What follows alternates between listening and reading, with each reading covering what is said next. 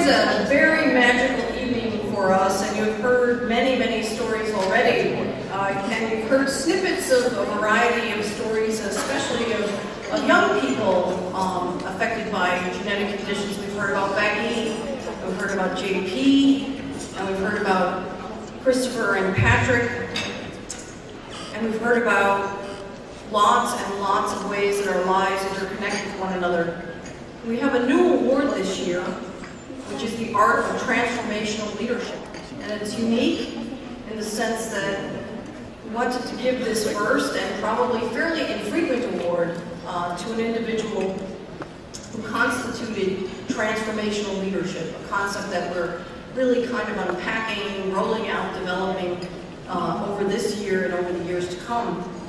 We've talked today in various constellations and workshops and concepts about the hero model being dead. So what are we doing? Awarding a leadership award. We believe very much that it's not about the leader himself or herself, in this case himself. We believe that transformational leadership ignites the core of another. We believe that transformational leadership begets more leaders. And that transformational leadership opens others to their own potential and increases their own capacity. Transformation animates the soul of an individual, revolutionizes systems, and liberates the energy necessary to take us beyond the next level. Francis Collins has been, let's see if I can do this without crying, and will be acclaimed for all of these attributes in the context of his directorship, both of the Human Genome Project and of NIH. But tonight we celebrate him not for those critical contributions, and he will be celebrated and has been, even as we heard last night from the proclamation of Congress, for these contributions akin to splitting the atom or discovering penicillin. Tonight we celebrate the soul of Francis. His ability to inspire, to breathe life into multiple dimensions. We celebrate the hundreds and even thousands of times he has set whole systems in motion for a single disease, and the times he has renovated systems that were impeding progress for common disease. We celebrate his striving advocacy for, in the words paraphrased from Thomas Jefferson, of making sure the policy keeps pace with the science. We celebrate his holistic understanding and his ability to conceptualize what truly matters. We who have had to become more aware of our DNA than we anticipated are grateful for all he has done to make mutated the new normal. We delight in his ability to conceive of such works of art as GINA. Most of all, we celebrate our companion and friend, Francis, filled with deep compassion, filled with outrage at injustice and suffering, filled with joy and love that transforms science, systems, and ultimately us.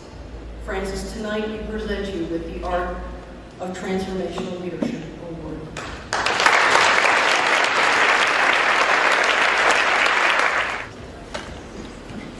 Sharon, you tried not to cry, and to receive an award with this name on it would be a great enough privilege and honor. But to receive it from the Genetic Alliance, and particularly from my friend Sharon Terry, with all that she stands for and all this organization stands for, is more than I ever could have dreamed, and this will be a night I will cherish for all time. I've had this enormous privilege of standing at the helm of a project that really has changed the world, and maybe that's just beginning. But it's only been possible because of all the people from all these walks of life that got together to make it so. And so as I stand here this evening, I'm representing all of them, those thousands of people over the world.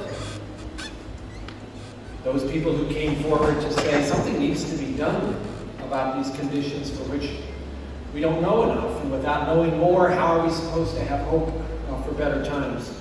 People like Sharon and Pat, and the many of you in this room who I've come to know over the course of these years in a wonderful relationship with the Alliance and all that it stands for. And all those scientists, many of whom thought they were really working in the basic arena and got seduced, as I did, by all of the wonderful opportunities and the personal relationships to say that's not good enough anymore. We could keep doing basic science for all time, but we have a goal now because we've seen the face of all of you. We've seen the face of courage, we've seen the face of hope, and we want to be part of the way in which that gets answered.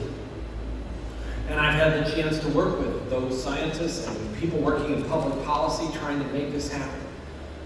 And with many clinicians, some of whom thought they weren't interested in rare diseases because those were things that happened in other parts of the medical care system, and then decided that this was actually something they wanted to spend their time on as well. And as partners, we all made this come together in ways that are really amazing here in 2008 to think about it.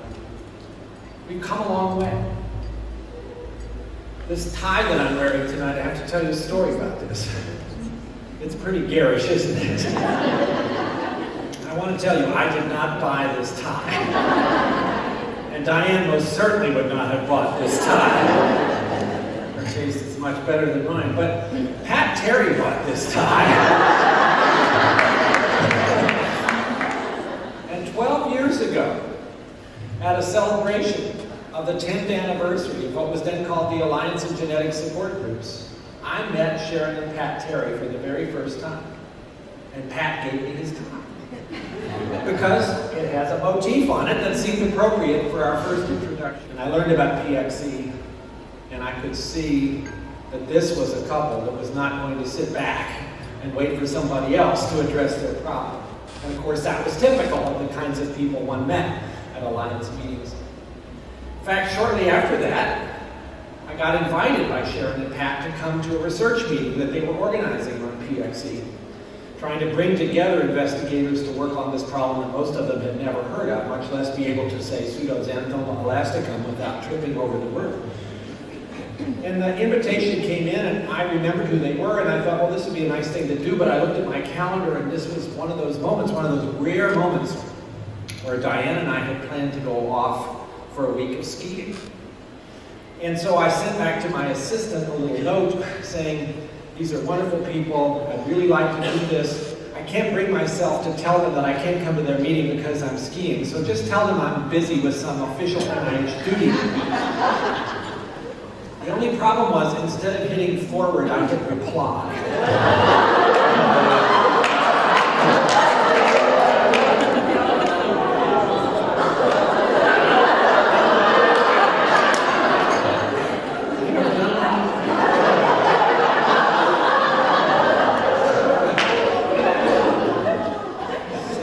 Surprised to hear I went to their workshop.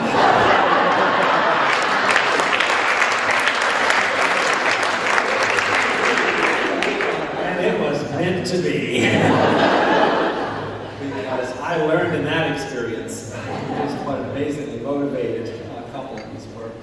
And PXE has come a long way since then, as have so many of the other conditions represented by people in this room. And it's all because of that partnership.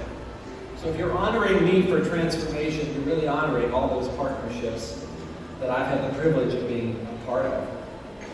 In 3 weeks from today will be my last day as a federal employee. I've decided to step down as the director of the National Human Genome Research Institute.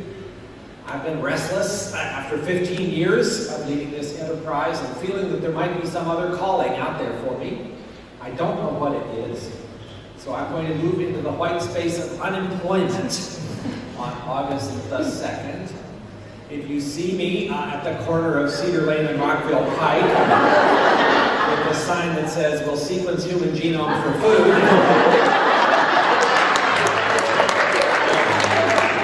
hope you'll be sympathetic and throw me a quarter or something. No, I think Diane and I will be all right. And something, I'm sure, will come along that will give me a chance to do something to serve, because that's always been the goal, and I've learned that from so many of you as well.